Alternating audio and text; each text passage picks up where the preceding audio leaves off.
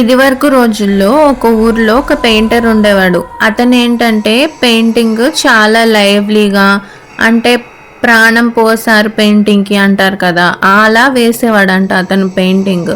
ఒకరోజు అతని దగ్గరికి వచ్చి ఒక ధనవంతుడు, నా భార్య పెయింటింగ్ వేయాలి, నువ్వు ఆ పెయింటింగ్ నువ్వు తను పడుకున్నప్పుడు మాత్రమే వేయాలి, మెలకుగా ఉన్నప్పుడు వేయకూడదు అని చెప్పాడు. ఆ పెయింటర్కి ఇది కొంచెం విచిత్రంగా అనిపించింది, కానీ పిలిచింది ధనవంతుడు కదా, డబ్బులు కూడా బాగా వస్తాయని సరే అని ఒప్పుకున్నాడు.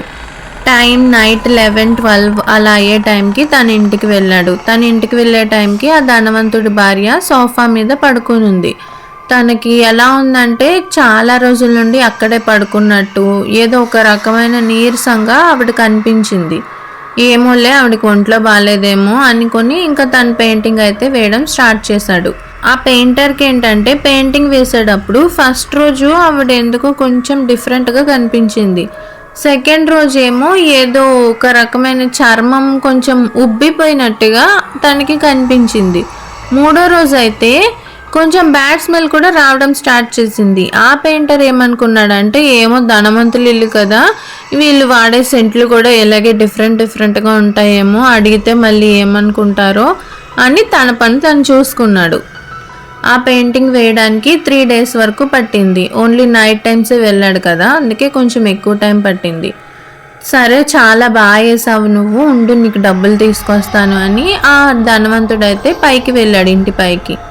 తను అలా పైకి వెళ్ళగానే ధనవంతుడి భార్య వచ్చి, అబ్బా నువ్వు పెయింటింగ్ చాలా బాగా వేసావు, నేను ఎంత అందంగా కనిపిస్తాను అనుకోలేదు, చాలా బాగా వేసావని తనని బాగా పొగుడుతుంటే తను కూడా సంతోషపడి, థ్యాంక్ యూ మేడం, మీరు చాలా అందంగా ఉన్నారు, అందుకే పెయింటింగ్ కూడా బాగా వచ్చింది అంటే ఆవిడ కూడా కొంచెం సిగ్గుపడినట్టు పడి నవ్వుకుంటూ ఇంట్లోకి వెళ్ళిపోయింది.